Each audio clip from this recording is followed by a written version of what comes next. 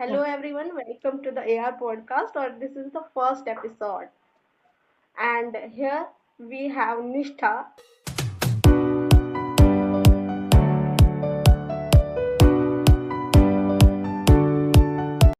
Welcome to our channel. हाँ, कैसा लग रहा है थैंक आपको यू। यहाँ पे? मेरे को बहुत अच्छा लगा, it's a warm feeling and being the first guest here तो उससे और ज्यादा अच्छा लग रहा है और खुशी मिल रही है मुझे। सबसे या पहले स्टार्ट करते हैं। अगर जैसा कि हम सब जानते हैं कि पहले तो आप सीए फाइनलिस्ट हैं, तो tell me something about your CA journey, कि आपने कैसे स्टार्ट किया ओके और सीए फाइनलिस्ट बने। ओके तो CA is something which I didn't choose कि मतलब ऐसा नहीं था कि बचपन से ही कुछ की सीए बनना है समथिंग ऑफ दैट सॉर्ट, ऐसा नहीं था।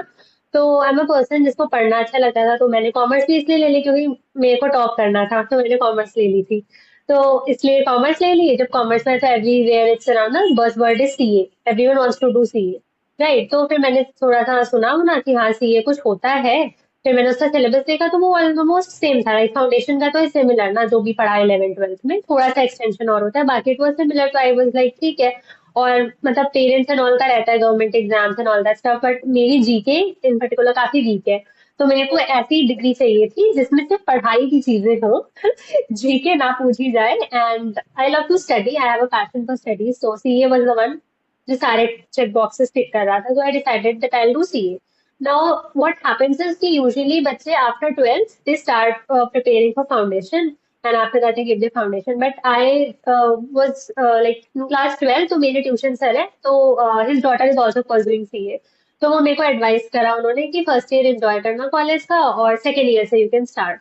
तो by God's grace I also got into my dream college SRCC. तो फर्स्ट ईयर तो हमारा फर्स्ट सेमेस्टर तो ऑनलाइन था, तो इतना ज्यादा कुछ था नहीं। सेकंड सेमेस्टर में I also came to know कि there are many people who are doing CA and foundation clear कर रहे हैं। तो आई वाज लाइक मैं भी करूंगी, बट उस वक्त लाइक बहुत कम मंथ्स बचे थे, 4-5 मंथ्स ही बचे थे। तो रजिस्टर करने का कोई पॉइंट नहीं बनता था because you need preparation to do that. तो आई डिसाइडेड कि ठीक है अब सेकंड ईयर से स्टार्ट करूंगी।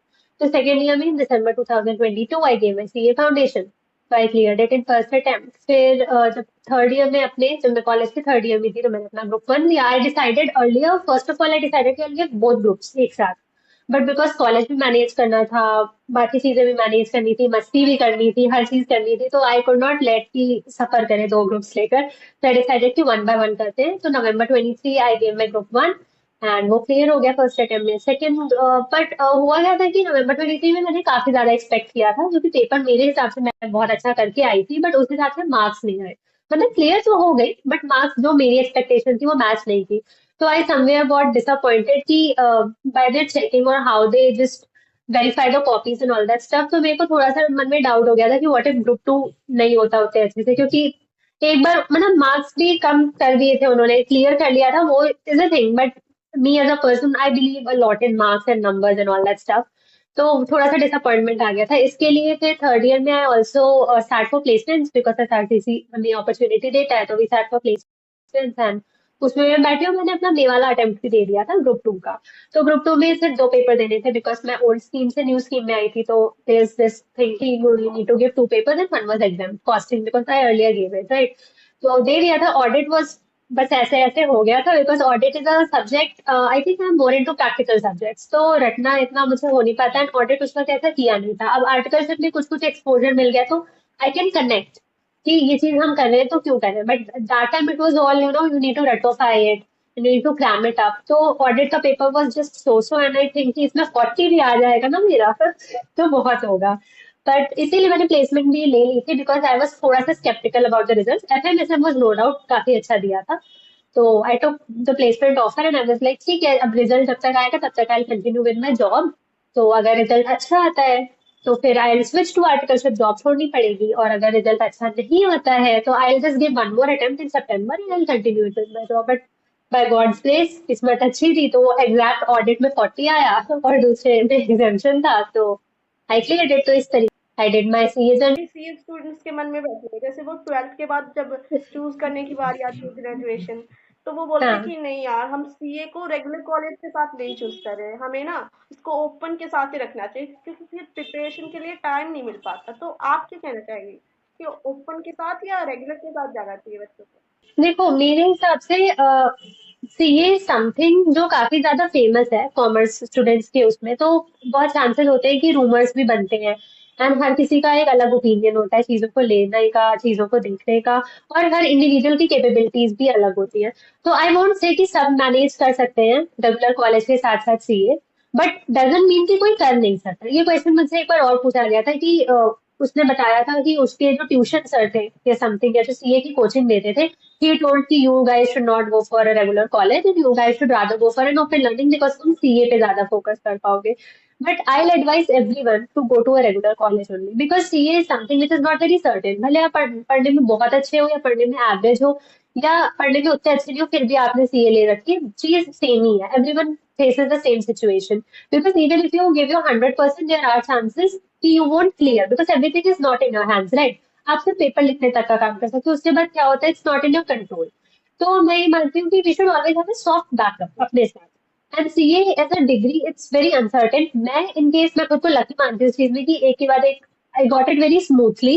इवन दो मेरा ऑडिट इतना वो नहीं गया, फिर भी आई गॉट इट, तो I am really really grateful for that. But there are many people who get stuck even if वो बहुत सारी मेहनत करते हैं उस पेपर पे, मुझसे ज्यादा पढ़ते होंगे, 16 16 17 17 घंटे people invest in this particular field, and then you are getting unsuccessful on your result. तो उसके बाद कोई बैकअप ना होना, दैट हर्ट्स द मोस्ट। तो मेरे हिसाब से अगर कोई कहे भी कि you can not manage regular college with your CA stuff, I say कि say no, CA is something else. And regular college करने के ना सिर्फ ये नहीं बेनिफिट मिलेगा, बिकॉज देखो कुछ रेगुलर कॉलेजेस होते हैं उनमें, जैसे डीयू के कॉलेजेस हैं स्पेसिफिकली, या एलयू ले लो या फिर और कोई प्रोमिनेंट यूनिवर्सिटी ले लो, वो एक अटेंडेंस क्राइटेरिया मेंटेन कर देते हैं। बट आई थिंक कि हो जाता है मैनेज, अगर इंसान चाहे तो कर सकता है, वरना ओपन तो आई वोंट सजेस्ट किसी को भी कि ओपन लो, बिकॉज आर्टिकलशिप में भी जिनके पास रेगुलर कॉलेज का वो होता है they get an edge over you guys. तो ओपन तो नहीं करना चाहिए, वो उस पॉइंट ऑफ टाइम पे बहुत बेनिफिटिंग लगता है कि मैं तो सिर्फ सीए पढ़ सकता हूँ आराम से, रेगुलर कॉलेज का कोई वो नहीं। बट मुझे लगता है रेगुलर कॉलेज में इतना झंझट नहीं होता because course is all the more easy. जो सीए में पढ़ रहे हो आप ज्यादा ही पढ़ रहे हो, और रेगुलर कॉलेज में उतना हार्ड नहीं है, तो आप मैनेज इवन कर सकते सीए हो मेरे कोर्स के कॉलेज। जो सिलेबस से होता है, जो हम बीकॉम या बीकॉम ऑनर्स कर रहे हैं, हाँ, हो जाता है। स्टार्टिंग में थोड़ा सा लगता है कि कैसे होगा, बट फिर धीरे धीरे हाँ। उसके और भी बेनिफिट्स है ना। तुम रेगुलर कॉलेज से कर लोगे, अगर तुम सीए में कहीं अटक भी गए तो you will have that degree, you can use it later on, right? But open तो लर्निंग माय वाला नेक्स्ट उतना क्वेश्चन इज कि बेनिफिशियल नहीं होता। कितने रिवीजन, एक ये है कि रिवीजन तुम्हें बहुत ज्यादा करना पड़ता है सीए के अंदर। अगर तुम सीए का एग्जाम दे रहे हो तो तुम्हें बहुत सारे रिवीजन करने पड़ेंगे और मॉक टेस्ट पेपर सॉल्व करने पड़ेंगे। तो हम्म, आप क्या सोचते हैं कि मॉक टेस्ट पेपर करके ही हम जा सकते हैं, तो वो इनफ है या मॉक फिर टेस्ट हमें पेपर। रिवीजन करना पड़ेगा 3 4 बार? तो something which I find very faulty बच्चों में जो होता है सीए को लेकर, वो ये होता है कि जैसे एग्जाम इज इन मई, तो कुछ लोग सिर्फ 3 महीने पहले पढ़ना स्टार्ट करते हैं या 4 महीने पहले पढ़ना स्टार्ट करते हैं, एंड दे आर लाइक फिर रिविजन का टाइम नहीं मिलता। और कई सिचुएशन में ऐसा भी होता है कि बच्चे लास्ट तक अभी लेक्चर्स ही कंप्लीट नहीं हुए, बैकलॉग चल रहा है, लेक्चर्स ही कंप्लीट नहीं हुए, अभी भी लेक्चर्स देख रहे हैं। बट आई बिलीव कि मेरे केस में रिविजन इज वेरी हेल्पफुल, चाहे वो सीए रहा हो या कोई भी एकेडमिकली कोई भी एग्जाम रहा हो, I focus a lot on revision. तो मेरा टारगेट ऐसे रहता है कि सपोजिंगली अगर मेरा मई में एग्जाम है, तो मॉक टेस्ट पेपर्स जो आईसीआई रिलीज करता है वो 2 मंथ्स प्रायर है। तो आपको एक मॉक टेस्ट पेपर मार्च में मिलता है, दूसरा मॉक टेस्ट सीरीज आपकी अप्रैल में आती है। तो योर गोल शुड बी कि मार्च से पहले पहले तक सारा सिलेबस आपका कवर हो जाना चाहिए along with रिविजन, अगर कर पाओ तो। क्योंकि मेरे साथ क्या होता है कि supposedly if I am studying one particular chapter, तो नेक्स्ट टाइम जब मैं एक चैप्टर से दूसरे में जा रही हूँ, भले 3 दिन बाद जाओ या 4 दिन बाद जाओ, पिछला रिवाइज करते हुए जाना चाहिए। सुनने में इट्स वेरी हेक्टिक और मोनोटोनस कि आप बार बार रिवाइज करो, बार बार रिवाइज करो, but it's very beneficial eight the end of the day, because जब एग्जाम से एक दिन पहले आपके पास टाइम होता है सारी चीजें गो थ्रू करने का, तो अगर आपने पहले रिवीजन नहीं किया होता तो दिक्कत होती है, आपको बहुत ज्यादा टाइम पे करना पड़ता है, एक चैप्टर पे भी, दूसरे पे भी, तीसरे पे भी। बट क्योंकि आपने पहले ही उसको 3 4 बार देख रखा है, अगर रिवाइज भी नहीं किया प्रॉपर, सिर्फ देखा ही है कि अच्छा ये ऐसे होता है, ऐसे होता है, इसमें ये है वो है, तो आपको थोड़ा सा ईज मिल जाता है वो एक दिन की लीव में। दूसरी चीज ये होती है कि mock test papers I feel is very beneficial. मैं ऐसे पढ़ाई करती हूँ कि मैं अपना कोर्स पूरा कंप्लीट कर लेती हूँ along with revisions। उसके बाद RTPs I won't suggest because revision test papers में कुछ ऐसे भी क्वेश्चंस होते हैं जो देखते ही डर लग जाता है कि ये तो हो नहीं रहा समथिंग, और कुछ चीजें पुरानी भी होती हैं, तो उतना सेंस नहीं बनता उस चीज का। But mock test papers I find very benefiting because first mock test paper अगर आप दोगे, आई एम नॉट सेइंग कि जाओ सेंटर पे ही रजिस्टर कर दो जाकर और वहां जाके एग्जाम लिख कर और फिर कोई चेक करेगा, यू कैन इजीली घर पे भी वो पीडीएफ आ जाता है, you can download the question paper, you can solve पूरा टाइम अपना टाइमर सेटअप करके start solving the question paper बिना देखे कोई answer sheet. First mock test paper आप दे दोगे, 2 दिन बाद उसका रिजल्ट आ जाएगा। Just compare your answers with what ever they have given in the solution की। उससे एक आइडिया मिल जाता है कि किस टॉपिक पे आपका अटेंशन और चाहिए, कौन सी चीजें हैं जो आप एकदम सही डायरेक्शन में जा रहे हो। तो फर्स्ट मॉक टेस्ट पेपर जब आप दे दोगे ना, तो आपको खुद पता चल जाता है कि ये चीजें हैं, इसमें मुझे रिवाइज करना है, और ये चीजें मेरी जैसी चल रही हैं, इनको थोड़ा सा और कर लूंगी तो हो जाएगा। फिर वो जो 1 मंथ का स्पैन होगा उसमें आप फिर से रिविजन स्टार्ट करो। अगर पहले नहीं करा है तो इट्स अ गुड चांस कि अभी आप कर सकते हो, तो उसको रिवाइज करो। अप्रैल में फिर से मॉक टेस्ट पेपर आएगा, again you give the mock test paper. This time you will see कि यू आर परफॉर्मिंग बेटर जो पहले किया था उसके हिसाब से। अभी तुम्हारे जो वीक पॉइंट्स है पिछले में, अब उनमें कम गलतियां हो रही हैं, गलतियां होंगी पर कम होंगी। फिर 1 मंथ का गैप मिल जाता है, again you start revising from scratch. तो एमटीटी के जो क्वेश्चन पेपर होता है ना, उससे सिमिलर ही आएगा जो एग्जाम में पेपर आता है। बहुत सारे बच्चे इधर उधर की बुक्स भी रेफर करते हैं, इसकी बुक पढ़ लो, उसकी बुक पढ़ लो, ये क्वेश्चन पेपर पढ़ लो, ये कर लो, वो कर लो। बट आई सजेस्ट कि 2 mock test papers are enough. तो उससे आपको एक आइडिया मिल जाता है कि पेपर कैसा है, और पेपर मॉक टेस्ट पेपर के कंपैरिजन में थोड़ा सा इजी ही आता है, जितना मुझे लगता है। 4 में से कोई एक तो ट्रिकी आएगा, ऑब्वियस है, हार्ड आएगा, लेंथी कर देंगे। बट सिमिलर पैटर्न तो सिमिलर होता है, तो 10 जगह तुम्हें मुंह नहीं मारना पड़ता, इधर भी पढ़ लो, उधर भी पढ़ लो, ये कर लो, वो कर लो, because at the end of the day फिर कुछ नहीं हो पाएगा। तो आई सजेस्ट कि ऐसे मॉड्यूल्स पढ़ो, या फिर जो पर्टिकुलर टीचर से तुमने स्टार्ट किया था पढ़ना उसका बुक तुम पढ़ते रहो एंड तक, और रिविजन आई करके असूम एमटीटीज टू द दोनों देने चाहिए। आर्टिकलशिप एवरीवन शुड कि गिव द जब मॉक टेस्ट हमारी पेपर्स। सीए इंटर क्लियर हो जाती है तो काफी बच्चे सोचते हैं कि हमें ना बिग फोर ही ज्वाइन करना है। स्मॉल साइज की फर्म्स है, उनमें कुछ सिखाते नहीं है। तो आप क्या सोचते हो कि मिड साइज, स्मॉल साइज या फिर बिग फोर, कौन सा चूज करना? मेरे केस में क्या था कि जब मैं इनिशियली आई थी, फाउंडेशन दिया था, फाउंडेशन क्लियर हुआ था, तो big four is a big word है ना, और एसआरसीसी में तो बच्चे और थोड़ा ज्यादा बिग फोर्स को कहते हैं। वैसे ज्यादा वो रहता ही है, everyone knows about big four and big six. तो मेरे भी मन में था कि I want to go to Deloitte, और मुझे अपनी आर्टिकलशिप डेलॉइट से ही करनी है। ज्यादा आइडिया होता नहीं है, तो जो मेरे को ऐसा लगता है कि बच्चे जो सुनते हैं उसके बेसिस पे दे टेक दिस ओपिनियन कि ईवाई में जाएंगे, पीडब्ल्यूसी जाएंगे, मतलब इनमें तो होना ही चाहिए, फिर लाइफ सेट हो जाएगी, जॉब मिल जाएगी, बहुत पैसा हो जाएगा and all that stuff. But एक चीज people don't focus upon is what do you exactly want. मुझे ऐसा लगता है आपको ये नहीं पता होगा कि आपको चाहिए क्या, पर आपने क्योंकि सुन लिया है कि ये इंसान उसमें कर रहा है, वो इंसान उसमें कर रहा है, उनको बड़े बड़े पैकेज हो रहे हैं और ऐसा हो रहा है, तो आप वो हो जाते हो, इन्फ्लुएंस हो जाते हो। और ये चीज सबसे गलत है, बिकॉज इन्फ्लुएंस होने को ना, तो ऐसे अगर मैं कहूँ तो बहुत सारे बच्चे हैं जो बिग फोर से आर्टिकलशिप कर रहे हैं, उसके बाद शायद वहां पे प्लेस नहीं हो जाएंगे, पर उनसे ज्यादा एक एसआरसीसी तो बीकॉम ग्रेजुएट कमा रहा है। ठीक है, तो पैसे का तो कोई वही नहीं है कि आप बिग फोर जाओगे, बिग सिक्स जाओगे तभी ज्यादा पैसा आएगा। एसआरसीसी से ग्रेजुएशन करके भी वो तुमसे ज्यादा कमा रहा है, तो सीए हो गए कहीं के। ठीक है, तो वो चीज आ जाती है। सुनने में थोड़ा सा रूड लगेगा, बट द थिंग इज कि लोग एक्सटर्नल वैलिडेशन सीख करते हैं और इन्फ्लुएंस में आके डिसीजन लेते हैं। मी एज अ पर्सन, जब मैं सेकेंड ईयर में थी तो मुझे भी था कि डेलॉइट जाना है, ये है वो है, बट उस टाइम हमें इंटर्नशिप्स वगैरह करनी होती है, तो it's a chance to know what you want और व्हाट यू एक्सपेक्ट। तो जब इंटर्नशिप का टाइम आया तो आई ऑब्जर्व ये चीज कि मैं किसी इंटर्नशिप में भी 2 वीक से ज्यादा टिक नहीं पा रही थी। द थिंग वॉज कि मेरे को वो चीज हो नहीं पा रहा था कि कैसे, मतलब इंटर्न्स को तो बहुत बुरा हाल होता है ना, ये भी करके दो, वो भी करके दो, ये भी करके दो, पे हो या ना हो तुम्हें करके देना है, तुमने एक ही चीज को 10-10 बार कराना, 12 बार, तो फिर वो अनबियरेबल हो जा रहा था। तो आई अंडरस्टूड कि this is some trait in me that I don't follow others. कुछ दिक्कत हो रही है लोगों से, मतलब लोग ऑर्डर्स दे रहे हैं तो मैं, मुझसे एक पॉइंट ऑफ टाइम तक मैं बियर कर ले रही हूँ, उसके बाद नहीं हो रहा। फिर मैं सोच रही थी कि अब यहाँ पे नहीं हो पा रहा है इतने छोटे लेवल पे, तो फिर डेलॉइट एंड ईवाई और पीडब्ल्यूसी तो मेरा क्या हाल कर देंगे। ठीक है, डेडलाइंस बहुत ज्यादा होती है और वर्क प्रेशर बहुत इमेंस होता है। तो वो चीज आई रियलाइज कि शायद Deloitte is not gonna work for me, and कोई बिफोर भी वर्क नहीं करेगा उस सेंस में। फिर इसीलिए कि मैं गलत डिसीजन ना लूं फ्यूचर में, I accepted this placement offer. तो दिस वाज एन एनबीएफसी। ये भी पूरा corporate vibe and everything. First 1.5 महीना अच्छा गया, ज्यादा काम नहीं रहता था। फिर अगले 1.5 महीने जो हुआ है मेरे साथ, ये काम करके दो, वो काम करके दो, इतने सारे मैनेजर है, you are, because you are the junior person, तो you are responsible for everyone. कोई भी सीनियर मैनेजर है there so, you are in their team, तो ये करके दो, अगला वाला कह रहा है मेरी टीम के, तो तुम भी करके दो, ये भी करके दो। At the end of the day you are the one who is working and you don't get credits for that. Being very honest, you don't get credits for that. You are the person at the back end. You are making all the reports. You are making all the excels. उस पे छोटा सा summary मार के तुम्हारा manager उसको दिखा दे रहा है, एवीपी को या वीपी को, and they get the credits for that and no one's gonna ask you कि किसने किया था and work. So this was something I didn't wanted. Yeah, it's very bad, right? But some people actually, लोगों का सबका अपना होता है. हम ये नहीं कह रहे कि हर किसी को ऐसे ही बगावत कर देनी चाहिए कि मैं काम नहीं करूंगी मुझे क्रेडिट नहीं मिल रहा है. ठीक है, बट एक बार क्रेडिट नहीं मिलता है तो इट्स अंडरस्टैंडेबल, दो बार नहीं मिलता है तो it's understandable, but you are working too hard. Like literally इतना काम कराना कि किसी की रिस्ट पेन कर रहा है, फिंगर्स पेन कर रही है, एंड उस पे भी यू से कि it's nothing. Right? Excels banana it is and then the other person says you're just copy pasting everything and there's no work. They can't see your work. Then I realized कि जब एक छोटे से corporate में, startup level के corporate में इस तरीके की टॉक्सिसिटी है, इस तरीके का प्रेशर है, देन आई रियलाइज कि I am not gonna sit for a place जहाँ पे मैं एंड में बैठी हूँ और बैक एंड पे मैं सारा काम करके दे रही हूँ and I don't get credits for that.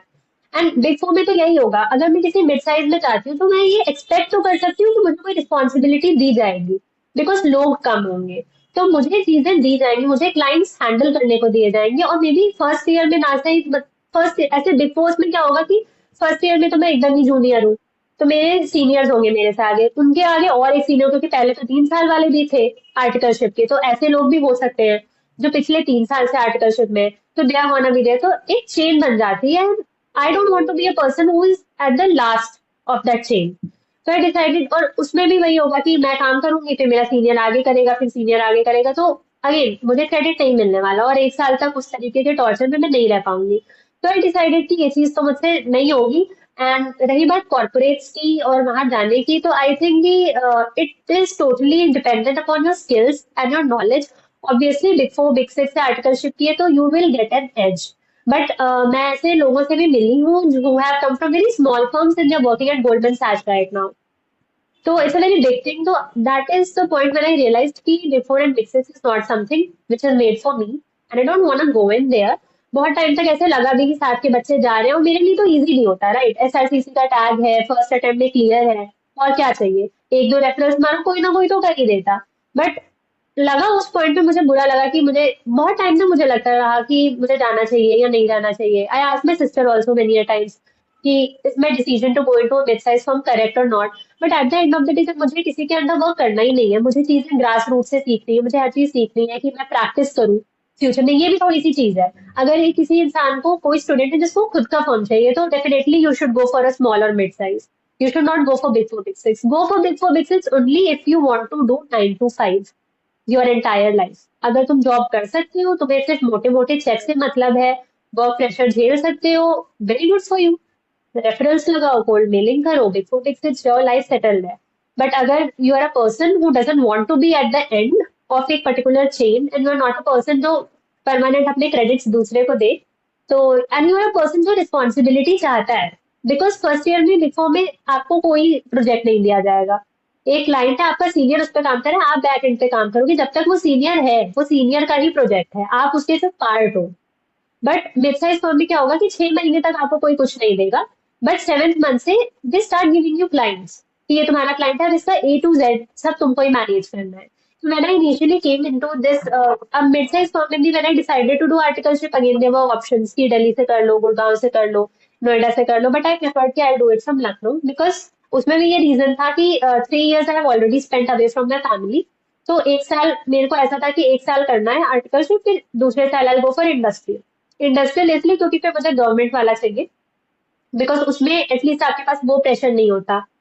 और बीइंग रियली ऑनेस्ट, मुझे इतना प्रेशर नहीं चाहिए, पैसा मुझे भी चाहिए, बट प्रेशर उतना नहीं चाहिए, और थोड़ा सा इजी भी होता है बस अगर हो जाए तो. और ओसी में भी बताया गया कि मतलब हमें बताया गया था कि जैसे ओएनजीसी है और गवर्नमेंट की जो पीएसयूज है, people don't usually go for it because students को वो बड़े बड़े कॉर्पोरेट्स में जाना होता है, McKinsey, BCG वहां जाना होता है, तो कोई उसके आगे गवर्नमेंट के पीएसयूज उसको चूज नहीं करता, बिकॉज इंडस्ट्री में उनका स्टाइपेंड थोड़ा कम होता है और ये सब जो है इनका थोड़ा ज्यादा होता है. बट लॉन्ग टर्म में अगर देखा जाए तो पीएसयूज आर मच बेटर अगर you are not a person to have that infra. अगर you want that infra or that kind of flashy buildings and life like that, then obviously you should go for big four, big six, and then you should go for industry के लिए again consulting में जाओ, top firms में जाओ.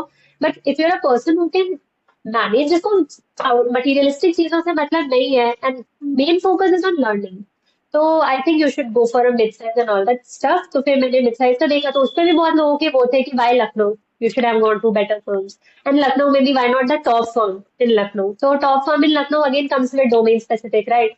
और me as a person want to learn everything.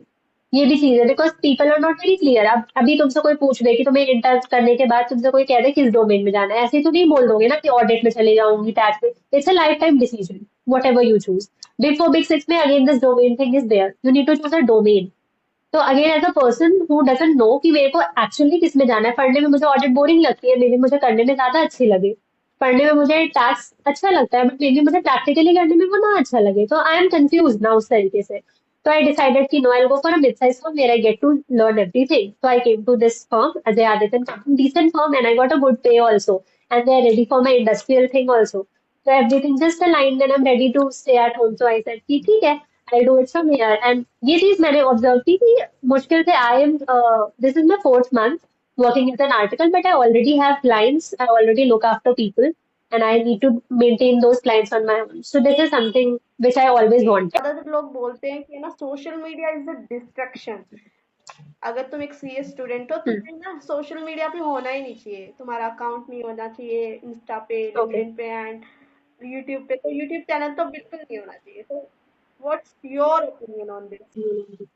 Again I say कि देखो, हर बच्चा अलग है, सबकी कैपेबिलिटीज अलग है। तो इस बेसिस पे भी यू यू कैन नॉट जज पीपल कि तुम लिंक्डइन यूज कर रहे हो या तुम इंस्टाग्राम यूज कर रहे हो तो you can't clear your exam. मैं एक इंसिडेंट बताती हूँ। आई एम अ पर्सन जो लिंक्डइन पे भी है, इंस्टाग्राम में कोई मेरा देखेगा तो it's full of daily photos, daily reels, कुछ नहीं तो स्टोरीज तो daily 10-10 story, 20-20 stories. And many people have question me for that, saying कि you use Instagram all the time, और you are very available, you are very socially active.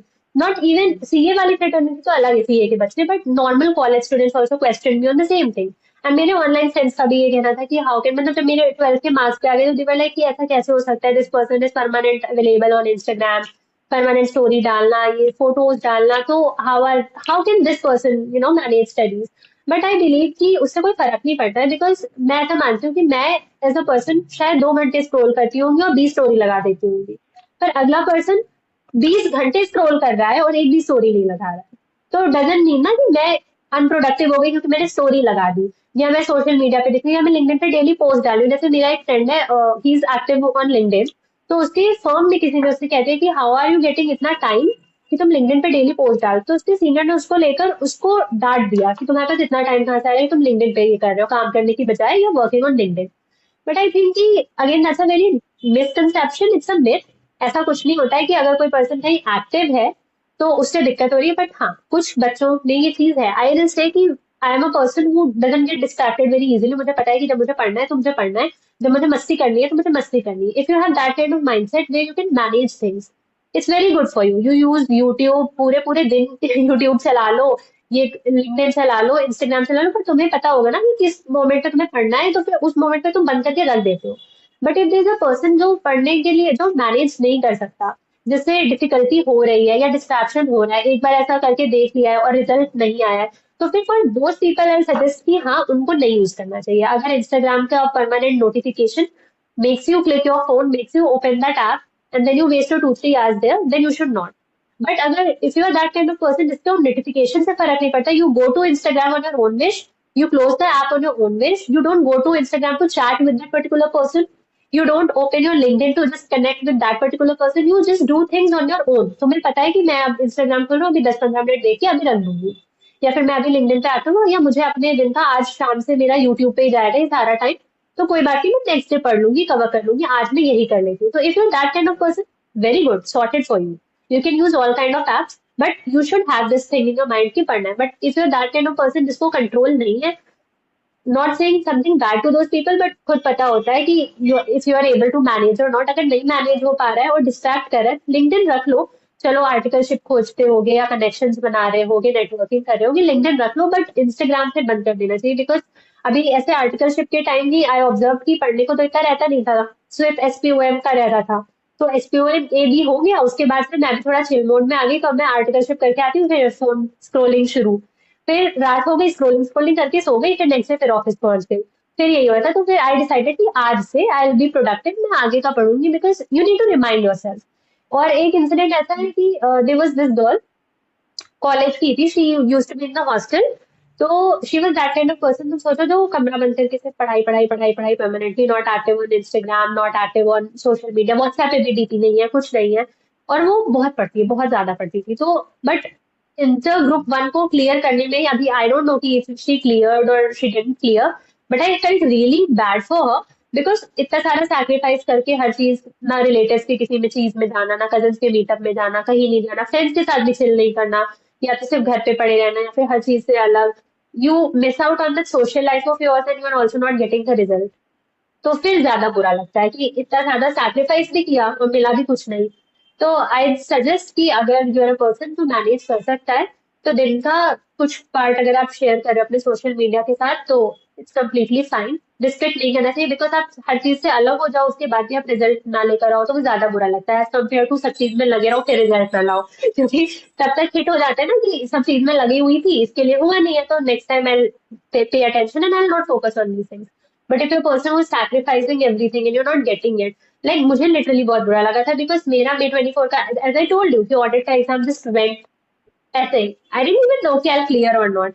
और एफएमएसएम में आई decided कि मुझे अपना बेस्ट लेना है, बिकॉज अगर ये क्लियर कर लिया तो मेरा एग्रीगेट तो बन जाना चाहिए निकलने का। But that particular girl, she work so hard, 12 12 घंटे, 16 16 घंटे पढ़ना, उस वक्त फेस्ट भी चल रहे थे, फेयरवेल भी चल रहा था, मैं तो 13 तारीख को भी फेयरवेल मना रही थी, एग्जाम देकर आई, फिर भी मैं फेयरवेल में चली गई थी। But I felt really bad, because कोई इंसान इतना पढ़े, हर चीज से अलग हो, एंड फिर at the end of the day you don't get it, तो इट्स दैट अगेन। मेरे हिसाब से अगर you are comfortable and you can divide your time, कि इतना टाइम इन्वेस्ट करना है, इतना टाइम इन्वेस्ट नहीं करना है, तो you can use all the apps you want, बस एक लिमिट होनी चाहिए कि इतने टाइम तक खोज ही जाती है कि लेगा। आप लिंक्डइन पे हाँ, ना बहुत पढ़ने ज्यादा का। पोस्ट डालते हो और वो सारी पोस्ट बहुत अच्छी होती है। बहुत सारे लोग रिलेट भी कर पाते हैं उसको। तो यही है मेरा नेक्स्ट क्वेश्चन कि कैसे थैंक हम यू। लिंक्डइन पे कंसिस्टेंसी बना के ही ग्रो कर सकते हैं, फिर कोई हम्म। और भी रास्ता है वहां से ग्रो करने का, कनेक्शंस बनाने का? जो जब when I came to SRCC, तो लिंक्डइन और networking was a term which I didn't understand, because मैं तो सेकंड ईयर से मैंने यूज करना स्टार्ट किया, बट मैंने जैसे बोला कि एसआरसीसी के बच्चे बहुत स्मार्ट है भाई, बहुत स्मार्ट, हर चीज में आगे, मैं तो नहीं होंगी मुझसे, तो मैं कह भी देता, मैं कह देती हूँ इतनी नहीं होंगी मैं, जितने वो, उनका ना दिमाग अलग ही चलता है। तो नेटवर्किंग एंड ऑल, तुम सोचो, they started in the first year, तो मेरे को पता भी नहीं था नेटवर्किंग का एनवी, I just came to know that this app called LinkedIn, and people make an account and they connect each other. So I thought just like Instagram or all that stuff, but यहाँ पे you cannot post pictures. यहाँ पे सिर्फ लोग कुछ पढ़ाई का, कुछ इन्फॉर्मेशन, कुछ जॉब का डालते हैं। तो I just went first year में, मैंने अपनी आईडी बना दी, और फिर थोड़ा सा लोगों को ऐसे एसआरसीसी के जो बच्चे दिखे सबको कनेक्ट कनेक्ट कनेक्ट कर दिया, 100 200 ऐसे कनेक्ट कर लिए होंगे। उसके बाद फिर मुझे वो ऐप वेस्ट लगती थी, समझ नहीं आता था कि what people even see on that, उस पर दिख क्या रहा है, ऐसे क्या पढ़ने में मजा आ रहा है, तो कुछ समझ नहीं आया, तो I just stopped using the app. फिर वो ऐप किसी कोने में पड़ी रहती थी, मैं अपने इंस्टाग्राम व्हाट्सएप की दुनिया में मस्त। तो उसके बाद फिर सेकेंड ईयर में क्या हुआ कि, सेकेंड ईयर नहीं, थर्ड ईयर, हाँ थर्ड ईयर के बिगनिंग में वो स्टार्ट हो जाता है प्लेसमेंट साइकिल। तो जब प्लेसमेंट होते थे तो फिर इंटरव्यूज वगैरह होते थे। अब इंटरव्यूज में सबसे बड़ा बैकड्रॉप भी आ जाता था, बिकॉज तुम सीए की हाफ उसमें हो ना, तो फिर उनको थोड़ा स्केप्टिकल हो जाता है तुमको रखना। तो इवन if तुम्हारा सीवी अच्छा है, हर चीज अच्छी है, तुम फिट भी करते हो उनका क्राइटेरिया, तो एंड क्वेश्चन आ जाता है कि अगर आप सीए आपका हो गया May 24, तो फिर आप जॉब करोगे या फिर सीए में जाओगे। तो उस बेसिस पे I gave around 20 plus interviews, और फाइनल में मैं पहुंची होंगी कितनों की, 10 11 तो मैंने फाइनल इंटरव्यूज भी दिए थे। बट आखिरी में they use to reject me on the basis कि आई एम डूइंग सीए। उस वक्त, उस पॉइंट ऑफ टाइम पे आई फेस रिजेक्शन, और ये पूरा कंटिन्यू करता है जून तक, जब तक आप पास आउट नहीं कर सकते। तो सितंबर में ऑल्सो पीपल गॉट प्लेस्ड, अक्टूबर में भी people got placed, I am giving interviews, अभी भी I am giving interviews, November again people got placed, I am giving interviews, December again the same thing, January, February, March, no offer in my hand, and I'm just giving interviews. And what am I getting? Failure, rejected, you're not selected, those kind of mails. So at one point I thought कि why am I even wasting time? मेरा मे का attempt आ रहा था, and I was like अब मैं पढ़ाई कर लेती हूँ, छोड़ो मुझे नहीं देना। बट आई डोंट नो क्या था कि आई सेड कि दे लेते हैं, 15 अप्रैल तक देख लेते हैं, अगर 15 अप्रैल तक आई गेट सेलेक्टेड तो ठीक है, वरना उसके बाद आई वोंट इवन ट्राई।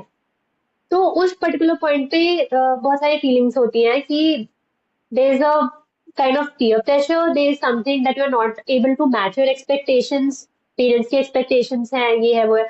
तो उस time I use to scroll LinkedIn. तब मुझे लोगों के पोस्ट दिखते थे कि where people are writing motivational content and how they are creating a community over there, and I could relate to people कि हाँ ये चीज तो मेरे साथ भी होती है, हाँ ये चीज मेरे साथ भी हुई है, क्योंकि वो phase I think was the lowest point of my life. तो आई डिसाइडेड, और मैं बुक्स लिखती हूँ। If you have gone through my profile you will come to know that I write on Wattpad, so I have been writing since 4 years now. तो but I use to write fiction, तो I said कि let's start, मैं भी LinkedIn पे लिखती हूँ अपने experiences को।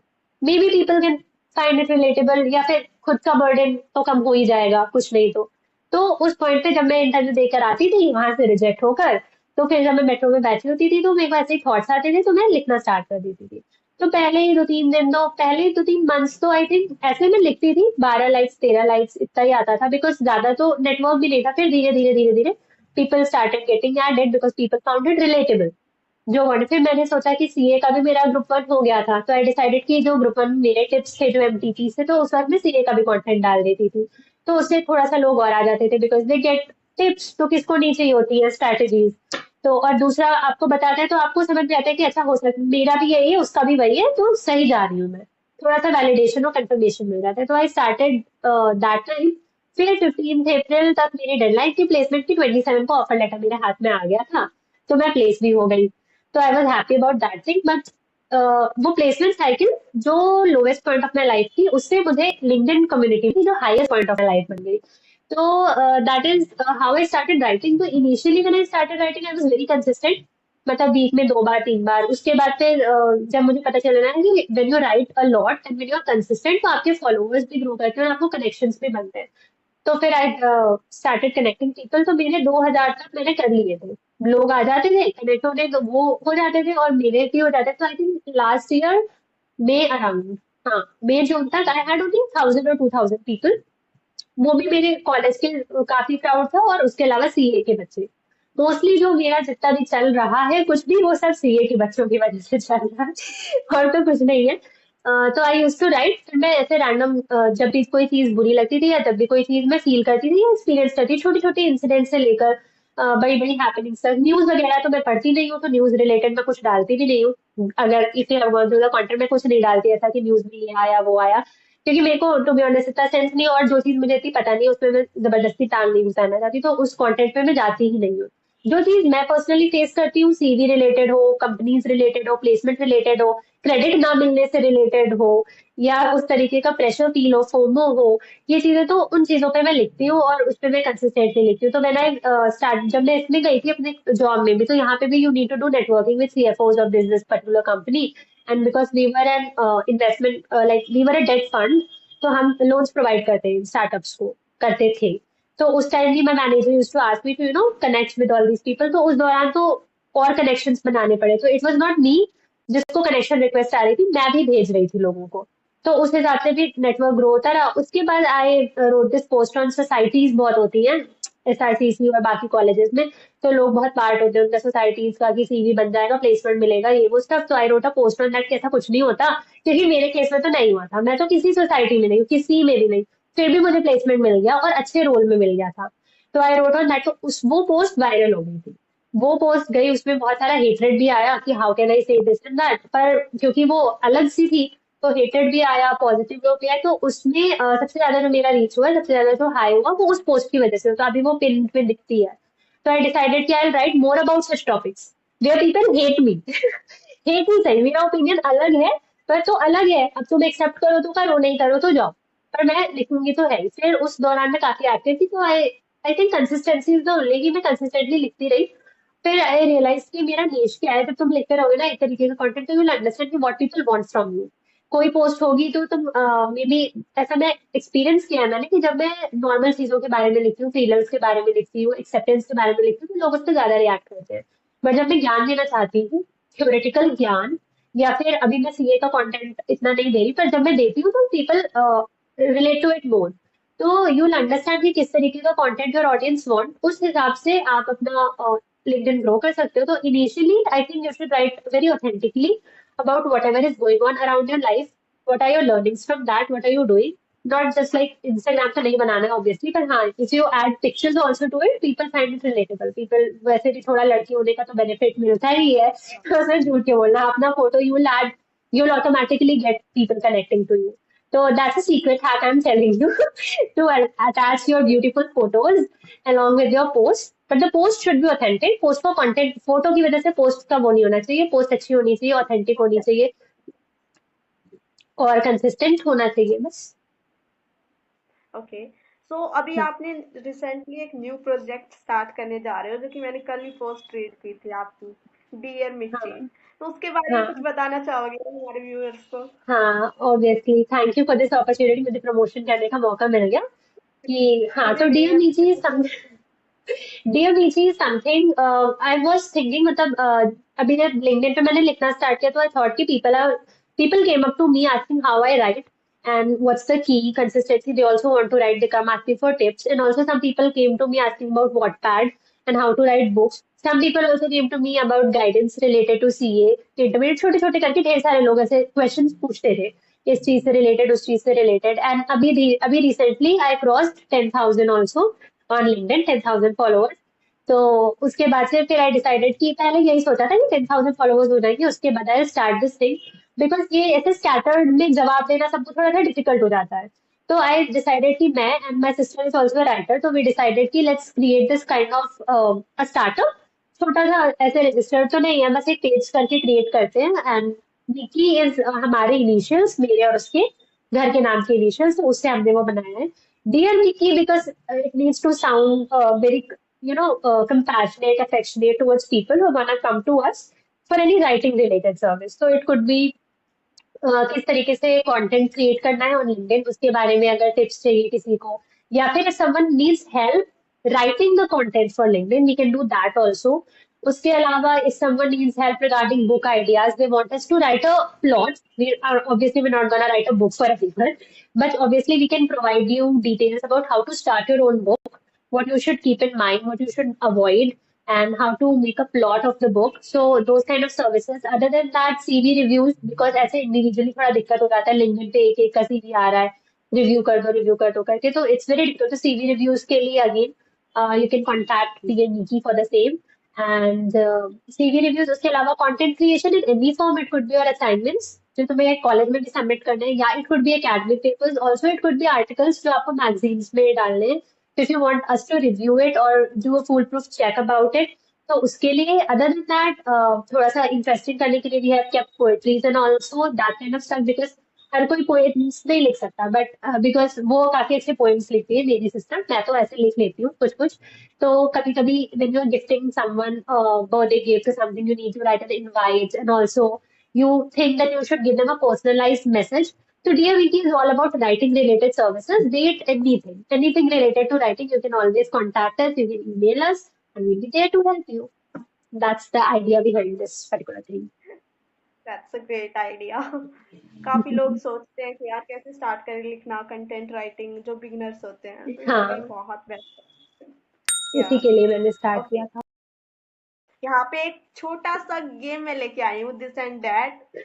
सो हम ठीक है। ज्यादा जान सके आपके बारे में, तो लेट्स प्ले। हाँ, हाँ, okay. So first is long videos versus short videos.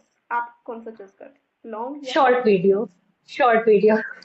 देखो तुम ये कर रही हो ना यूट्यूबिंग, तो इसमें अभी तुम पूरा वीडियो बनाओगी, फिर उस पे एडिट करना, उसके बाद उसका थंबनेल बनाना, वो काफी ज्यादा लंबा प्रोसेस हो जाता है। तो और शॉर्ट वीडियो में क्या होता है कि शॉर्ट बना दो या रील बना दो तो वो एक बार हाँ। चल जाता है कुछ दिनों का काम, तो इसके लिए short video. Okay, next question is summer versus spring. कौन सा स्प्रिंग्स, सीजन आपका? स्प्रिंग्स मुझे स्प्रिंग। स्प्रिंग्स और ऑटम्स भी पसंद है। हाँ, horror versus comedy movies. Horror, I love horror क्योंकि मैं डरती नहीं हूँ, तो horror. Yeah, me too. Okay. Next is traditional outfit versus western.